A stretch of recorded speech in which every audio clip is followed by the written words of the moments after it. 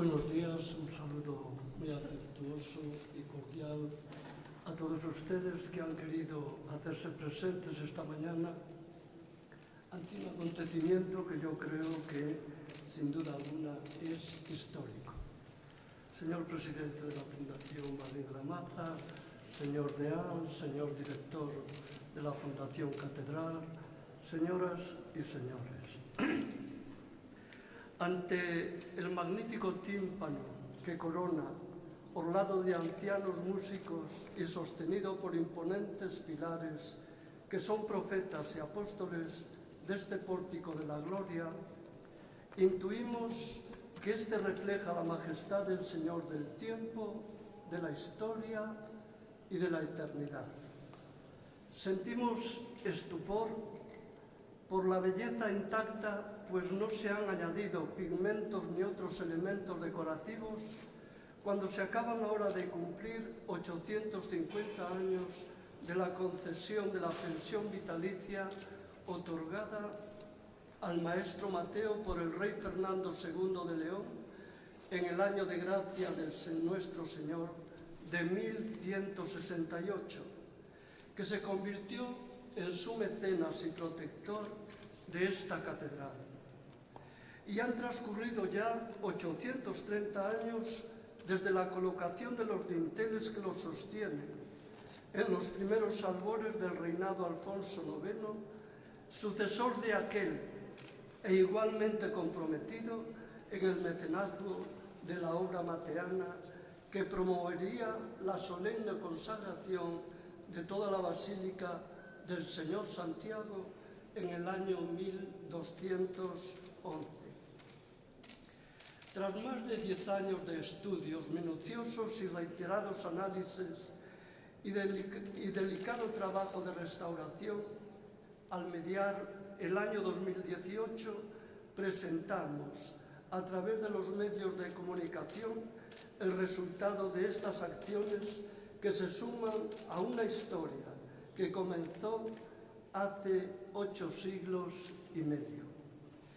Tengo la certeza de que esta joya que compendia arquitectura, ingeniería, escultura y pintura nunca hubiera sido posible sin la voluntad firme de los mecenas que se han sucedido, desde aquellos primeros que quisieron levantar esta fachada con su pórtico que mira al occidente con la audacia de confrontar al mismo sol que se pone y declina tras su cenit con quien es luz de luz siempre brillante, por amor de Dios y reverencia de Santiago, piísimo patrón nuestro, como afirmaba el rey Fernando II, que se empeñó en esta magna obra. Hoy intuimos qué admirable hubo de ser el resplendor que atraía con su reflejo por la profusión del azul intenso y brillante del lápiz lazuli y el refulgente oro más puro, de los que hoy apenas percibimos restos, como veladuras y reflejos matizados por el tiempo y por las policromías superpuestas. Han sido mecenazgos que se sucedieron a lo largo de la historia hasta el mismo comienzo del siglo XXI. En efecto, el programa Catedral comienza su andadura en el año 2006. Trataba de afrontar un proyecto complejo que se intuía difícil, conscientes de que apenas 13 años antes se había intervenido en el pórtico, pero el deterioro, especialmente de la policromía, proseguía de modo alarmante e inexorable, como si una suerte de lepra estuviera desprendiendo y devorando los pigmentos y afectando incluso al soporte pétreo. Aquella intervención de los primeros años 90 comenzó sobre la base de un presupuesto. El pórtico de la gloria será fácil de restaurar, pero la realidad desmintió la hipótesis. En esta oportunidad y desde un primer momento se estimó que el coste del reto al que había de enfrentarse sería realmente muy elevado, y lo fue, superando con mucho las primeras estimaciones. Y no solo por la necesidad de aplicación de recursos económicos, sino también por la incertidumbre de los tiempos y trabajos. Solo una actitud comprometida radicalmente con la labor benefactora, concretamente con la conservación del patrimonio histórico-cultural de esta catedral, podría asumir un desafío semejante.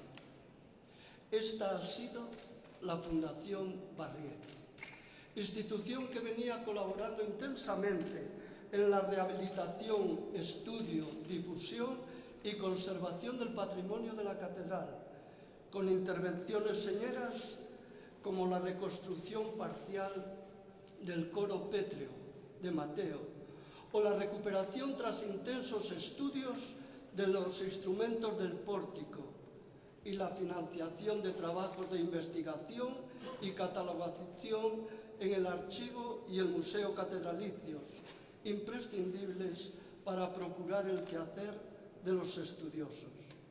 Ahora se comprometía e impulsaba la consecución de un ambicioso programa, la restauración-rehabilitación del Pórtico de la Gloria.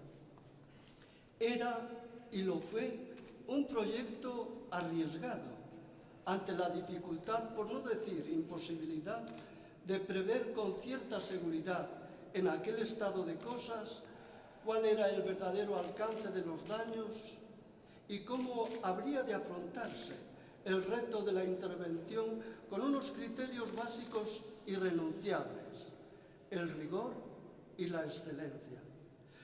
En estos nuestros tiempos, en los que prima la inmediatez de lo efímero, el fogonazo deslumbrante que fija la atención del público durante un breve periodo de tiempo y las realizaciones cortoplacistas con abundantes retornos, este programa nacía a contracorriente. No eran previsibles ciertamente los resultados rápidos, ni una evolución y desarrollo cómodos y ágiles, con hitos controlables y publicitables. Aquí primaban las exigencias de conocimiento, el tiempo de reflexión y estudio, la toma de datos y la evaluación, siempre la incertidumbre de las dificultades por venir y los retos que superar. Todo esto era parte de este proceso. La decisión de la Fundación Barrié fue valiente y coherente, por otra parte, con su trayectoria de servicio a la cultura y desarrollo de Galicia. Su perseverancia, pese a las dificultades que comenzaron desde los primeros pasos del programa, merece ser destacada y reconocida. A mí me surge la pregunta de si ha sido y es consciente de todo ello nuestra sociedad y nuestra ciudadanía. Considero que tal vez no, al menos con la importancia que merece el mecenazgo cultural y, más concretamente, el que destina recursos a la conservación del patrimonio. Cuando gozosos asistimos a un momento como este, deberíamos tener presente que estamos preservando la memoria, la historia de nuestro pasado y las manifestaciones de arte excelsas en que decantaron en un momento cultural y ayudaron a conformar nuestra identidad, aportando al mismo tiempo conocimiento en los más plurales campos del saber para divulgarlo y trasladarlo a la sociedad. No creo arriesgarme si califico la conclusión de este proyecto como una de las grandes obras de madurez de una institución como la Fundación Barrié, que acaba de celebrar su 50º aniversario. Nuestra gratitud y la de quienes después de nosotros puedan gozar de un momento tan excepcional y único. Señor presidente de la Fundación Barrié, don José María Arias, gracias por su compromiso, sus desvelos y empeño personal. El programa Catedral contó desde el inicio con la decidida y especializada colaboración del Instituto del Patrimonio Cultural de España, del Ministerio de Cultura. En un primer momento designó como directora del programa a doña Concha Cirujano, que junto a su saber y experiencia derrochó entusiasmo y vitalidad. Casi podríamos decir que su figura parecía confundirse en momentos de penumbra con las todavía parduzcas del pórtico, en su quietud contemplativa y reflexiva durante horas, pudiendo decir con San Juan de la Cruz, toda ciencia trascendiendo. Le sucedió en su función dona Aña Laborde, primero como codirectora y en el año 2015 bajo la denominación de Coordinadora de Restauración.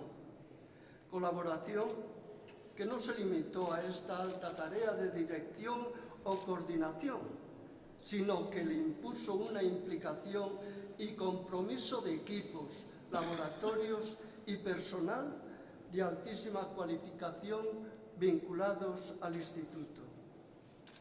Por su parte, la Administración autonómica desarrolló sus competencias administrativas y de control, a tenor de lo previsto en las leyes y praxis propias de intervenciones complejas como las que presentamos. Pero es de justicia reconocer su especial compromiso para intervenir con urgencia en las cubiertas sobre el pórtico, una vez detectado el gravísimo problema de filtraciones que afectaban al monumento. Es más, la comprobación de semejante estado de cosas exigió reprogramar y aplicar fondos del consorcio en la restauración de las torres del Obradoiro, que fueron rematadas con aportaciones provenientes del Ministerio de Hacienda y gestionados por la Xunta de Galicia, a través de la Consellería de Cultura y la Fundación Catedral. Bajo este amparo se rehabilitó la fachada. Proyectos dirigidos por los arquitectos don Yago Seara, el primero, cubierta sobre el pórtico, y los otros por don Javier Alonso. Me alegra también referirme a todos y a cada uno de los miembros del excelente equipo de restauradores que han asumido, sobre todo en la fase final de los trabajos, la delicadísima tarea de eliminar cuanto de tóxico afectaba al pórtico, especialmente a la policromía, acumulación de polvo, sales, biodeterioro, humedad, etc., y de detener y subvertir los daños en forma de craquelado, disgregación, pérdida de policromía y masa pétrea. Un trabajo tan exigente y serio, realizado más allá de lo exigible por quienes amaban y mimaban la maravilla que tenían entre sus manos y le aplicaban con instrumental delicadísimo los tratamientos que cada patología o daño demandaba. Sin duda, el esfuerzo en tiempo, técnica, conocimiento y dedicación ha superado el de cualquiera de los desarrollados en las tres grandes policromías que se sucedieron en el pórtico. Para todos ellos, nuestra gratitud. No puedo olvidar tampoco a las empresas, ingenierías, laboratorios externos y expertos de las más diversas especialidades que han aportado la pericia de sus ciencias y técnicas, imprescindibles para avanzar con seguridad y realizar un trabajo contrastado y riguroso. Por último, he de referirme a la Fundación Catedral, a su personal y a sus equipos.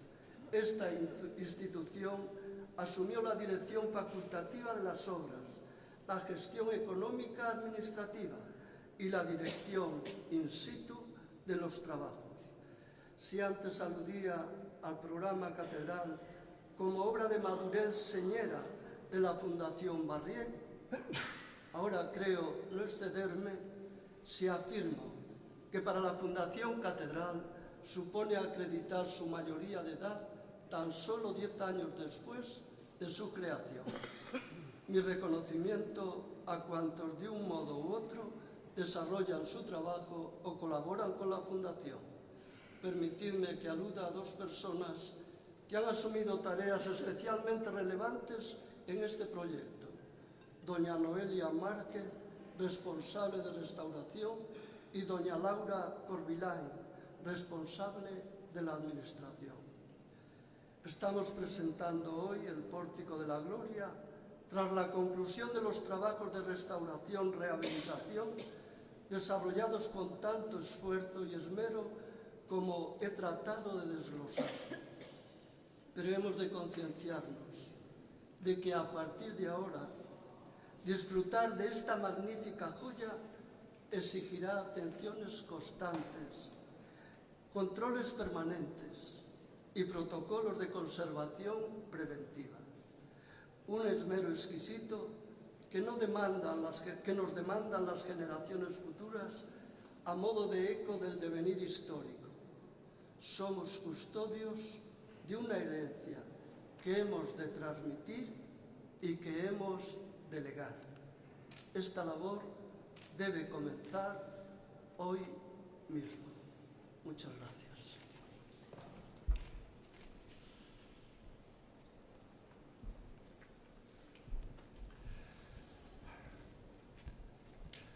Excelentísimo y reverendísimo arzobispo de Santiago de Compostela, querido don Julián, señor director de la Fundación Catedral, señora coordinadora del proyecto de conservación y restauración del Pórtico de la Gloria, excelentísimo señor deán, señoras, señores, por fin, el próximo 2 de julio vamos a proceder a la inauguración oficial del proyecto de conservación y restauración del Pórtico de la Gloria bajo la presidencia de Su Majestad la Reina Doña Sofía. Antes de nada, en primer lugar, quiero dar las gracias a don Julián por sus generosas y amables palabras con la Fundación Barrié. No hacemos otra cosa que cumplir la voluntad del fundador y lo hacemos siempre con gusto. Y sobre todo en un proyecto de esta magnitud. Sin duda alguna, el proyecto de conservación y restauración del Pórtico a la Gloria ha sido uno de los proyectos más importantes, más largos, si exceptuamos la catalogación arqueológica y artística de Galicia, que fue un proyecto de 3 décadas, y sin duda alguna más complejos y más complicados. Más importantes, en primer lugar, por la obra en la que acometíamos, sin duda alguna, la joya del románico europeo. Y al mismo tiempo por el grado de inversión en un elemento tan concreto, tan específico. Hemos invertido unos 6,2 millones de euros. No es en modo alguno, como decía don Julián, un hecho aislado, ni muchísimo menos, puesto que los planteamientos de conservación y restauración del patrimonio responden a un todo absolutamente coherente que nos marcó nuestro fundador, Pedro Barrié de la Maza, cuando constituyó la Fundación en el año de 1966. Don Julián les exponía algunos de los proyectos que hemos realizado en este extraordinario edificio y decirles que simplemente dentro del patrimonio y cultura la Fundación lleva invertidos en estos últimos años, ya sea patrimonio material e inmaterial, tan importante como el primero, alrededor de unos 160 millones de euros. Decía que es un proyecto enormemente complejo. Primero por la magnitud de la obra a la que estamos viendo y en segundo lugar porque éramos perfectamente conscientes de que íbamos a estar sometidos a las críticas por el trabajo realizado. No nos podíamos permitir el más mínimo error, la más pequeña equivocación. Y eso realmente asustaba en un principio al acometer el proyecto.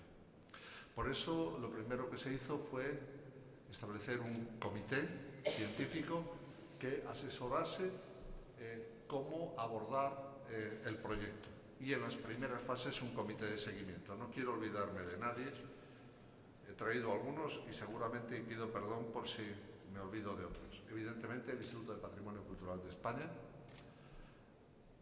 muchas especialistas en universidades como la Complutense de Madrid, la Autónoma de Barcelona, la Universidad de Santiago, la de La Coruña, la de Oviedo, la de Gante, el Centro Internacional de Estudios para la Conservación y Restauración de Bienes Culturales de Italia, los museos vaticanos, etc. Estábamos absolutamente conscientes que era imprescindible conseguir el mayor éxito en un proyecto tan complejo y tan difícil. En este proyecto, que como decía don Julián, primero codirigió Concha Cirujano del Instituto de Patrimonio Cultural de España y posteriormente ha sido Ana Laborde, han participado numerosísimos profesionales. Bajo las órdenes de Ana Laborde han intervenido 12 restauradores que han dedicado más de 50.000 horas de trabajo al proceso de restauración. Pero además, como se decía anteriormente, aquí se ha mezclado la ciencia y las humanidades. Han estado especialistas en física, en química, en arqueología, en arte, en historia, en arquitectura. Han trabajado extraordinariamente duros. Las personas que han intervenido ya las ha citado don Julián, queda historiadores como Francisco Pardo Villar, que es director de Cultura y Proyectos Artísticos del Colegio Complutense de Harvard, es ex becario de la Fundación Barrié y numerosísimas personas. Cada fase del proyecto fue rigurosamente estudiada. Todas y cada una de las acciones fueron previamente estudiadas y analizadas. Todas fueron absolutamente documentadas. Aquí han trabajado al mismo tiempo expertos informáticos que han creado una base documental digna de uno de los mejores proyectos de investigación que se pueden realizar. Y desde luego va a ser una obra de consulta obligatoria como metodología para cualquier tipo de restauración de policromía del medievo que se quiera acometer. Aquí ha habido un antes y un después en lo que significa la investigación científica en procesos de restauración de monumentos de esta magnitud y esta naturaleza. También ha sido un proyecto, les decía, muy largo. El maestro Mateo tardó 20 años en hacer esto. Nosotros hemos tardado una década, 10. Y realmente, para poder entender por qué se ha tardado tanto, tenemos que ponerlo en correlación con lo que entendemos por conservación, que es más preservación. O dicho de otro modo, nos interesa infinitamente más prevenir los males que corregirlos después, porque en la corrección siempre te queda algo. Para eso era absolutamente necesario estudiar el Pórtico de la Gloria, viendo cómo había interactuado con su entorno. Y esto fue la larguísima fase de monitorización que fue preciso realizar en este entorno. Fueron casi 20 meses y aquí lo que tratábamos era averiguar cómo influía el clima de Santiago, cómo influía la humedad, cómo influía el agua, que tanto daño hizo al pórtico, cómo influía la radiación solar, la microbiología, la composición de la piedra y su estructura, la composición de los pigmentos, cómo afectaba el flujo de visitantes al pórtico, las horas de culto. Hay que pensar que esto estaba sometido a grandes variaciones de temperatura producto de la gente que venía a visitar el pórtico y evidentemente generaba condensación que a su vez, entre otras consecuencias, generaba salitre que dañaba los pigmentos. Realmente de todo esto, al final lo que se trataba era saber qué había pasado y tomar las correcciones necesarias para que nunca volviera a suceder o al menos evitar que sucediera. Y de esto, que no hemos tenido nada que ver, solo como catalizador o detonante, ha surgido el segundo gran proyecto, que es las obras de restauración de la fachada y de las cubiertas para evitar las filtraciones de agua que incidían directamente sobre el pórtico y deterioraban tanto pues toda la policromía existente. Realmente ha sido una obra larga y complicada. Y se preguntarán por qué. ¿Por qué estoy hablando de patrimonio? Si uno examina los objetivos de la Fundación y empieza a pensar que nuestro objetivo fundamental es intentar, en la medida de nuestras posibilidades, contribuir al desarrollo económico y social de Galicia, y basado sobre todo en educación. Pues precisamente por eso. Es un proyecto fundamental de educación y de formación. Nosotros consideramos que el patrimonio, junto con la cultura y la historia, son los elementos de identidad de los pueblos, imprescindibles, y que como tal tienen que ser conservados, preservados y transmitidos a las generaciones futuras. Pero el concepto de transmisión es mucho más amplio. Para nosotros la transmisión implica entender el patrimonio como algo totalmente vivo. Es decir, tratamos de que la sociedad conozca su patrimonio y lo respete, porque solo lo que la sociedad conoce y respeta tiene visos de durar, y aún así, por desgracia, en algunos casos, ni eso. Por ello, lo que tratábamos era concienciar, y por eso este proyecto, como joya del románico y uno de los, yo diría, la pieza más emblemática de nuestro patrimonio en Galicia. Se trataba de darle todavía mayor relevancia, si cabe, tanto nacional como internacional, a nuestro patrimonio y hacer que esa sociedad lo conociera más, lo respetara más y lo quisiera más. De ello iba a derivar un turismo mucho más consciente y más identificado con su propia cultura de país. Porque en esta materia, como en todas, hay países que exportan su patrimonio como una materia prima y otros que lo hacen como un producto elaborado. Y se trataba de hacerlo así. Por eso iniciamos una serie de proyectos alrededor de la restauración del pórtico, poniendo de manifiesto la obra realizada a través de exposiciones en muchísimas capitales europeas, Berlín, Londres, Lisboa, etcétera, etcétera. Por eso hicimos simposios internacionales de la mano de los expertos más prestigiosos del mundo, aquí en Santiago. Y por eso creamos y colaboramos en la creación de becas de restauración de la mano de una de las fundaciones más prestigiosas del mundo, la Fundación Andrew Mellon. Y no solo eso, sino que aprovechando el flujo de visitantes que venían a Santiago, lo que hemos empezado a contarles lo que era este proyecto. Primero lo hicimos a sus pies, aquí abajo, en la cripta de la catedral, y después en el Pazo de Selmírez. Han sido más de 1 millón de personas los que han participado. Es decir, hemos transmitido el valor de lo que significa nuestro patrimonio a más de 1 millón de personas. Desde luego, lo que podemos decir es que nos sentimos enormemente orgullosos, y por qué no decirlo, y aliviados. Por fin hemos podido ver los resultados de los trabajos. Un proyecto que no termina nunca, porque el proyecto de conservación y preservación continuará a lo largo de los años para evitar tener que volver a cometer una obra de esta naturaleza. No les voy a decir que todo ha sido fácil. Hemos pasado momentos muy complicados. Se refería antes don Julián. Les voy a citar 2 ejemplos.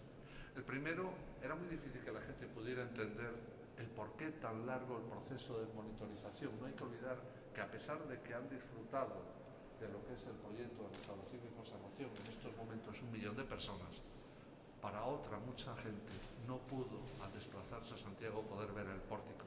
No se entendía el por qué un proceso tan largo como era el de monitorización. Luego se demostró que fue absolutamente imprescindible. Al final, luego, lo hemos ido transmitiendo y la gente lo ha entendido, pero en una primera fase era muy complejo. Y el segundo fue cuando los expertos, a la vista del enorme deterioro sufrido por la policromía, aconsejaron alterar el cronograma de los trabajos de restauración del pórtico y proceder cuanto antes con las debidas garantías a la limpieza del polvo que lo cubría en su totalidad.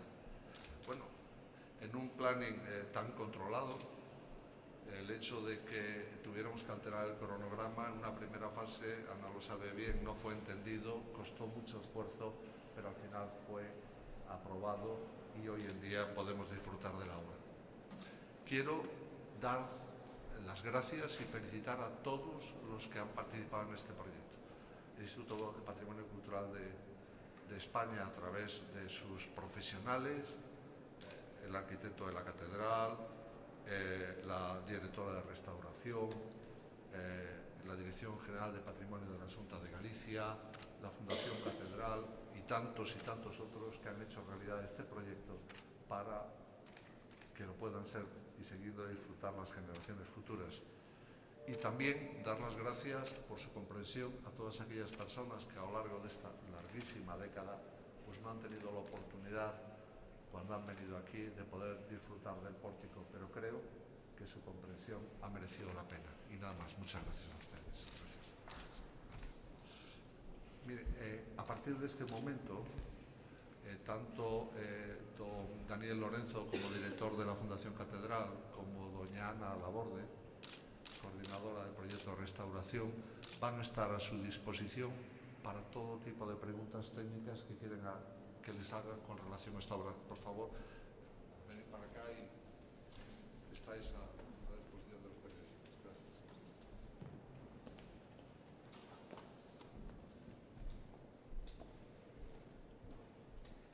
Si me permites, Ana, simplemente un momento. La misa de 12 sigue siendo a las 12. Entonces, dado que es así y vamos a tener que empezar ya a permitir el acceso de los fieles, yo os rogaría que fueran preguntas breves y referidas a la materia que se trata, es decir, la restauración del pórtico. Y por favor, brevedad las preguntas para que las respuestas también puedan ser breves. Gracias. Y al hilo de lo último que decía el arzobispo, que hemos de concienciarnos, disfrutar exige muchas atenciones constantes, protocolos de activación preventivos. El lunes, cuando ya se inaugure, la gente que venga a la catedral va a poder estar así como nosotros, observando el pórtico. En todo caso, ¿qué tipo de prevención? Si se puede adelantar un poco. No quiero adelantar, porque voy a decir que me gustaría que nos centrásemos en la restauración y no en lo que viene a continuación. En todo caso, el lunes inauguramos, pero todos puedan comprender que hasta que no rematen las obras de la fachada, la visita al pórtico no se va a abrir. Entonces, no estamos hablando del día 2 será la inauguración oficial, pero las visitas se retrasarán probablemente hasta finales del mes de julio. Pero simplemente comentar este dato. ¿Cómo van a ser el protocolo, el funcionamiento? Se les informará en cuanto ya esté todo dispuesto, que será en muy breves espacio de tiempo. Pero, ya digo, concentrémonos en lo nuestro, que es la restauración. Pues sobre la restauración, la humedad fue el principal problema que tenía el pórtico. Sí, efectivamente, la humedad era un problema muy importante por el estado de abandono en el que se encontraba el edificio. Las condiciones de todo el nártex, había zonas que el agua brotaba a través de las juntas. Cuando llovía se saturaban de agua todas las columnas, las pilastras. Y también era un problema la situación de abandono en la que estaba la catedral. Bueno, ya los viajeros del 19 en los documentos nos hablan de la situación tan lamentable en la que estaba el pórtico, y esto, pues a partir de ese momento se habían hecho algunas actuaciones muy puntuales, pero no había habido un programa de restauración como este, y había que resolver y estabilizar los materiales para poder conservar lo que quedaba de policromía, porque es que los restos de color caían cada día al suelo. Puede dar la impresión desde fuera de que se ha empezado la casa por el tejado, que primero se ha restaurado el pórtico y todas las obras en la catedral han venido después, cuando la secuencia lógica hubiera sido la inversa, pero es que realmente la restauración del pórtico ha sido el motor de todas las demás obras. Y además, repito, la situación de la policromía era tan crítica, tan delicada, que se estaba perdiendo día a día, que no podíamos esperar, ahí era necesario intervenir cuanto antes. Durante todos estos años, la verdad es que no hemos dejado de trabajar, no siempre sobre los materiales de forma activa, pero hemos estado trabajando sobre el pórtico y estudiando y probando, vamos, constantemente, con sus momentos de dificultad. Falan de tres niveles de policromía, de cal sería o exemplo de cada unha? Se podría indicar Perdona. Sí. los ejemplos de cada una de las fases de policromía. La secuencia de policromías. En algún detalle donde se pueda ver primera policromía, segunda, tercera policromía. Sí, las tres policromías no están todas a la vista. Bueno, se conservan los azules de lapislázuli, por ejemplo, en la figura que está en la esquina del tímpano, que pues, un ángel, bueno, algunos incluso dicen que podría ser el maestro Mateo. Los azules de lapislázuli de la primera policromía están a la vista. Luego hay algunos motivos decorativos de la segunda que también se han respetado, como son esas decoraciones de aplicaciones metálicas doradas y lacadas que podemos ver en la figura del Moisés sobre la túnica azul. En este caso ya la túnica es la segunda policromía, es una azulita, y es una aplicación del siglo XVI, que sería de influencia flamenca. Y los demás colores, esos dorados, esos colores rojos, incluso la decoración de las carnes, de las caras, eso serían ya de la última policromía, de la tercera del 17, que hay dos fases polícromas, hay dos encarnaciones, una más anterior del 17 y otra más tardía, que es la única que está documentada. Y luego encontramos muchos repintes posteriores, pero son también repintes históricos y hemos decidido mantenerlos todos. Únicamente se han retirado los depósitos que había de suciedad, de sales, de depósitos biológicos, todo lo que pudiera afectar a la conservación. Normalmente en un proyecto de restauración de policromía suele haber mucho debate sobre qué se reintegra a nivel volumétrico o a nivel pictórico. En esta ocasión la verdad es que no ha habido ninguna polémica, ha habido un consenso total, hemos estado todos de acuerdo que está la belleza de la talla, la calidad de la talla y de los restos de policromía históricos que hemos conservado y mantenido lo que hay sin añadir absolutamente nada. ¿Esperaban que hubiera tanta policromía o es más de la que contaban? ¿Perdona? ¿Esperaban que hubiera este nivel de policromía o es más o menos de lo que esperaban? Sí, pues esperábamos menos, la verdad, porque nos encontramos con un pórtico absolutamente gris, oscuro, se adivinaban algunos motivos decorativos, se adivinaban restos de color, pero cuando empezamos a hacer las primeras pruebas vimos que realmente había mucha más policromía de la que pensábamos en un principio.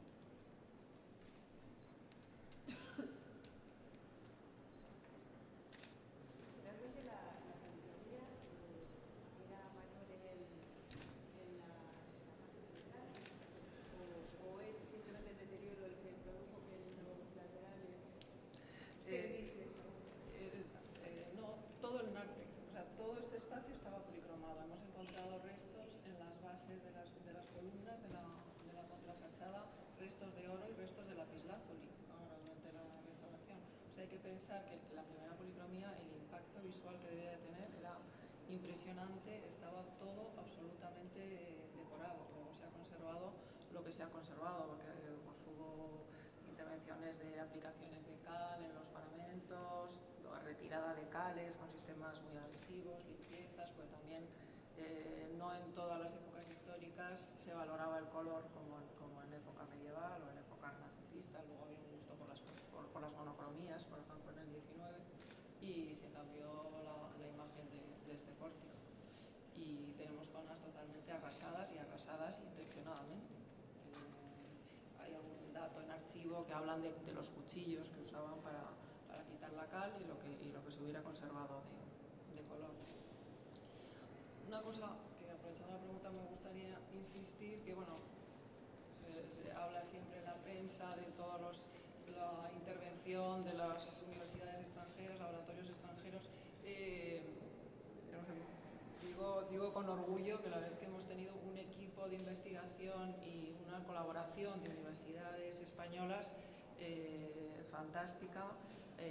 Creo que hemos creado una forma de trabajo, como decía el presidente de la Fundación Barrié, yo creo que va a haber un antes y un después en la restauración a partir de este proyecto, porque la forma habitual de trabajar era siempre hacer unos estudios previos que nos daban unos datos y luego se empezaba la restauración.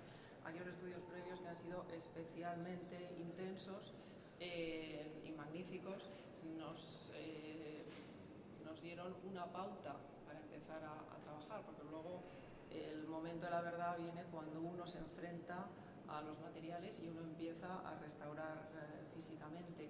Y ahí hemos tenido pues, el equipo del instituto de químicos, de biólogos, de geólogos en constante diálogo con nosotros. Ha sido un equipo muy cohesionado, hemos estado testando, investigando cada proceso, cada material, cada tratamiento que hacíamos día a día, y hemos puesto a punto un sistema para evaluar en obra cómo se comportan todos los materiales, que ha generado incluso un proyecto de investigación y un protocolo que esperamos pasarlo a norma europea, y esto ha sido pues, un avance en restauración muy importante, que bueno, hay que agradecer a la Fundación Barrier su apuesta por un proyecto como este, su interés por la investigación, su interés por la comprensión por los tiempos, la comprensión por todos los estudios que se han ido planteando y que no nos han dicho que no a nada, y también a la Fundación Catedral, que ha hecho una gestión impresionante, impecable del proyecto, a los técnicos, Javier, Noelia, cómo se han implicado, el personal de mantenimiento.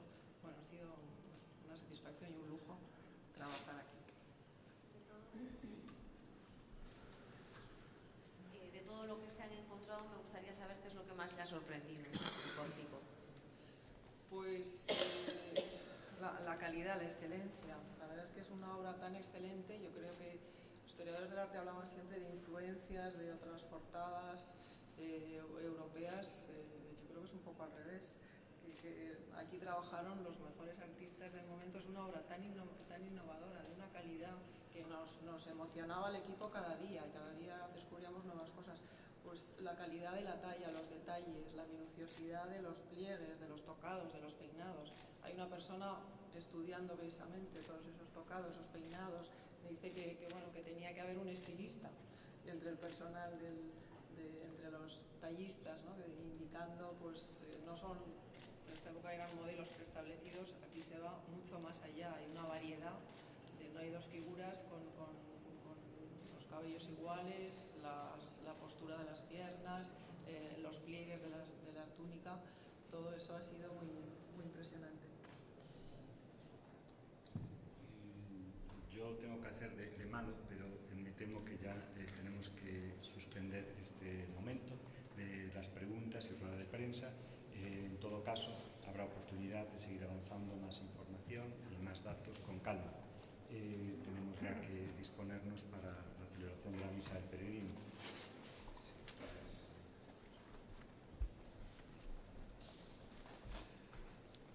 La última palabra, aunque siempre es la penúltima, no puede ser otra que la del agradecimiento. Muchísimas gracias, Fundación Barrier La Maza, muchísimas gracias, Cabildo Metropolitano, muchísimas gracias a todas aquellas personas que con su mucho saber y su buen hacer han intervenido en esta gran obra. Yo me imagino que si ustedes esta mañana pudieran entrevistarse con el maestro Mateo, estoy seguro que con la humildad que le caracterizaba les diría: todo lo bello que ven, a Dios se le debe. Y si hay algo que no es tan bello, el responsable soy yo. Quiero agradecerles de verdad que esta mañana nos hayan dedicado al maestro Mateo una hora de su precioso y valioso tiempo. No podemos olvidar aquello que dice el poeta: no podemos comer el pan de la memoria para que el tiempo no nos ahonde en el olvido. Muchísimas gracias, que Dios les bendiga. Vamos a hacer una foto sin el lápiz, por favor. Muy interesante.